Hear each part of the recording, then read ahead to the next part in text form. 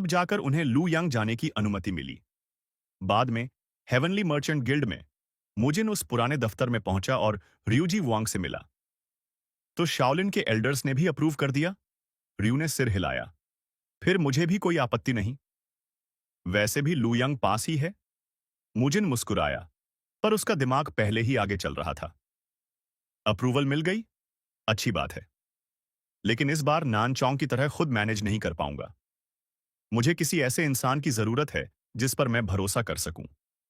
उसके दिमाग में एक चेहरा उभरा। सिवा। हाँ, वही सही है। कुछ देर बाद मुजिन मीटिंग रूम में पहुंचा, जहां सीवा उसका इंतजार कर रही थी। वो सीधे मुद्दे पर आया। मुझे तुम्हारी मदद चाहिए, उसने कहा। हम लू यांग में एक नया क्लिनिक खोलने वाले हैं। सीवा की आंखें फैल गईं। तो क्या तुम कह रहे हो कि हम साथ चलेंगे? मुजिन ने सिर हिलाया। बिल्कुल। तुम्हारी मसल एक्सटेंशन और बॉडी ट्रीटमेंट टेक्निक्स में जो रीसेंट ब्रेक थ्रूज हुए हैं, वो कमाल के हैं। कमरे में हल्की सी एक्साइटमेंट फैल गई। इस बार मैं सब कुछ नानचौंग की तरह अकेले मैनेज नहीं कर सकता। मुजिन की आवाज गंभीर थी। इस सफर के लिए मुझे सच में तुम्हारी मदद चाहिए। फिर उसने तुरंत जोड़ा, और हां, चिंता मत करना। मर्चेंट गिल्ड के लीडर पहले ही अप्रूव कर चुके हैं।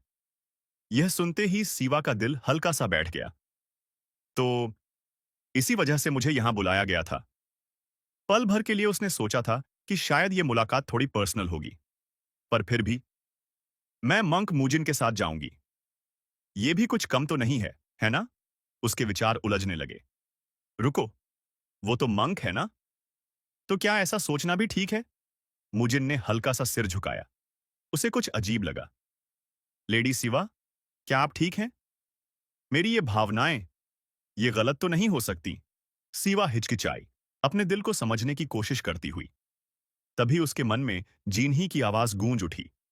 मुजिन वही है जिसके साथ मैंने अपना फ्यूचर तय किया था।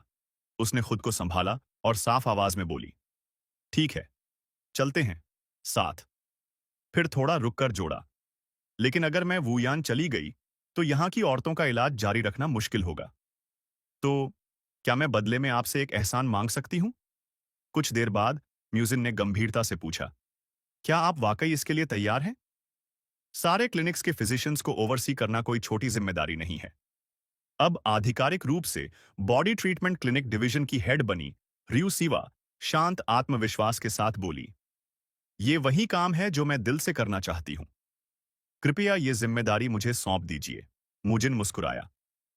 तो फिर आपके साथ काम करने का इंतजार रहेगा। और इसी तरह रायू सीवा सिर्फ लू यांग ब्रांच की ही नहीं, बल्कि क्लिनिक नेटवर्क के हर फ्यूचर एक्सपेंशन की जिम्मेदार बन गई।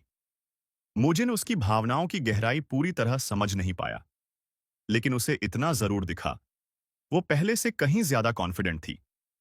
वो अब ज्यादा चमक रही है, ज्यादा सेल्फ अश्योर्ड। शायद इसलिए क्योंकि उसने खुद अपना फैसला लिया है। इसकी ग्रोथ सच में आंखें नम कर देती है। ये सोचकर वो हल्की सी मुस्कान मुस्कुरा उठा। फिर उसने मर्चेंट गिल्ड लीडर की ओर देखा। तो आप क्या कहते हैं, गिल्ड लीडर? रिया जी वांग की आंखें पहले से ही नम थीं। अब कहने को बचा ही क्या है? उसे देखकर मुजिन ने मन ही मन सोचा, पूरी तरह डॉटर डेटिंग फादर बन गए हैं। उस दिन के बाद मुजिन रोज डेंगोंग काउंटी और लू यांग के बीच करीब 80 किलोमीटर का सफर अपनी signature technique destroyers divine STRIDE से करने लगा। खुशकिस्मती से नानचौंग में मिले अनुभव के कारण लू यांग क्लिनिक की स्थापना काफी स्मूथ रही। एक नया अध्याय शांति से शुरू हो चुका था। इस बार हालात बिल्कुल अलग थे। कोई लोकल फैक्शन मुजिन का विरोध करने नहीं आया, बल्कि उल्टा, बॉडी ट्रीटमेंट क्लिनिक की रेप्यूटेशन सुनते ही कई लोग मदद के लिए आगे बढ़ गए। हेवनली मर्चेंट गिल्ड और शॉलिन एल्डर्स के सपोर्ट से लुयंग ब्रांच सिर्फ 2.5 महीने में पूरी तरह ऑपरेशनल हो गया। और जैसे ही क्लिनिक खुला, जवाब विस्फोटक था। मुंह जुबानी खबर आग की तरह फैली, और कुछ ही दिनों में हर दिन क्लिनिक मरीजों से भरने लगा। दरवाजे पर खड़ा एक मरीज हिचकिचाया। मेरे पास पैसे नहीं हैं, मुजिन ने हल्की मुस्कान के साथ कहा। पैसे की जरूरत नहीं है, कृपया अंदर आइए। लू यांग क्लिनिक के फ्री ट्रीटमेंट की खबर इतनी दूर तक फैल गई कि जहां आम अफवाहें भी नहीं पहुंचती, वहां तक इसकी गूंज सुनाई देने लगी। दक्षिण की ओर बहुत दूर हुबे प्रोविंस के माउंट वांग की ऊंचाई पर एक व्यक्ति हवा में तैरते हुए कल्टीवेशन कर रहा था। उसकी मौजूदगी असीम और भारी थी। एक शाओलिन मंक पूरी तरह ठीक हो गया है? उसने आंखें खोले बिना पूछा। जी हां, मास्टर अनो, उसके अधीनस्थ ने सम्मान से जवाब दिया। हेवनली मर्चेंट गिल्ड के जरिए उन्होंने कई क्लिनिक्स खोले हैं जहां इलाज मुफ्त है। अनो की आंखें धीरे धीरे खुलीं। इतना दर्द सहा और अब दूसरों को देने की कोशिश कर रहा है। जैसे ही उसका इरादा हिला, पास रखी तलवार कांप उठी। उसका हाथ आगे बढ़ा और पूरा वातावरण बदल गया। उसकी ऑरा फैलने लगी। मास्टर, क्या आप उनसे मिलने जाने वाले हैं? अधीनस्थ ने सावधानी से पूछा। बिल्कुल। लोग कहते हैं कि सबसे ताकतवर ही दुनिया का सर्वश्रेष्ठ होता है, लेकिन यह दुनिया बहुत बड़ी है और इतनी आसान नहीं। मार्शल वर्ल्ड में हमेशा रैंकिंग्स रही हैं, सबसे मजबूत को लेकर अटकलें।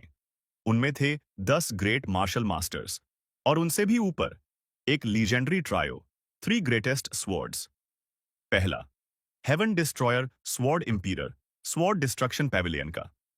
दूसरा, न्यूमन स्वॉर्ड इंपीरियर, नाम्बोंग क्लैन का। और तीसरा, वही आदमी जो अब पहाड़ से उतरने वाला था, आनो, 23 स्वॉर्ड इमॉर्टल। वो डैम मंक वापस आ गया है, आनो ने पतली सी मुस्कान के साथ कहा। तो अब जो शुरू किया था उसे खत्म करने का वक्त आ गया है। उसी समय शाओलिन में ग्रैंड मास्टर हायन गुआंग के निवास के भीतर दरवाजा जोर से खुला। बूबियन घबराहट में अंदर घुसा। ग्रैंड मास्टर, आप यहां हैं? यह बहुत जरूरी है। हियन गुआंग ने बिल्कुल शांत आवाज में जवाब दिया। चिल्लाने की कोई जरूरत नहीं है बूबियन, मैं तुम्हारी आवाज साफ सुन पा रहा हूं। बूबियन ने जोर से निगल लिया। वो आदमी, वो यहां आ गया है। हियन गुआंग ने हल्की सी सांस छोड़ी। तो आखिरकार वो समय आ ही गया। मुजिन उलझन में पड़ गया। आप किसकी बात कर रहे हैं? अनो, हियन गुआंग ने बस इतना कहा। इसके थोड़ी ही देर बाद मुजिन ने एक ऐसा नजारा देखा जिसने उसकी सांस रोक दी। 2 दिग्गज आमने सामने खड़े थे।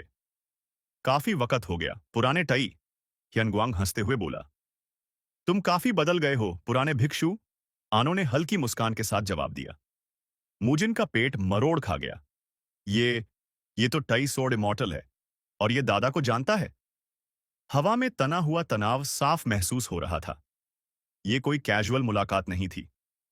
मुझे नहीं लगता तुम सिर्फ हालचाल पूछने आए हो, हियन गुआंग ने कहा। हमेशा की तरह तेज, आनो बोला। हमारी लड़ाई अधूरी रह गई थी जब तुम बीमार पड़ गए थे। मैं उसे खत्म करने आया हूं। अगर हम यहां लड़े तो शाओलिन टेम्पल बच नहीं पाएगा, हयान गुआन ने सूखे स्वर में कहा। कहीं और चलें? जैसा तुम्हें ठीक लगे। एक पल में, बिना कोई और शब्द कहे, हयान गुआन ने अपने डिवाइन पैल से म्यूजिन को उठाया और अगले ही पल तीनों आकाश में धूमकेतुओं की तरह उड़ गए। जैसे ही वे दूर होते गए, नीचे से एबट हयनचुन की आवाज गूंजी। ग्रैंड मास्टर हियन गुआंग और मूजिन, कृपया जिंदा लौट आना। वे एक विशाल हरे मैदान में पहुंचे जहां इंसानी सभ्यता का कोई नामो निशान नहीं था। मूजिन अब भी उड़ान के असर से चकराया हुआ था। हम कहां हैं? मुझे तो बस घूमता हुआ आसमान याद है। हियन गुआंग ने उसे जमीन पर बैठाया। पीछे रहो, यह लड़ाई खतरनाक हो सकती है। जी, मुजिन ने सिर हिलाया।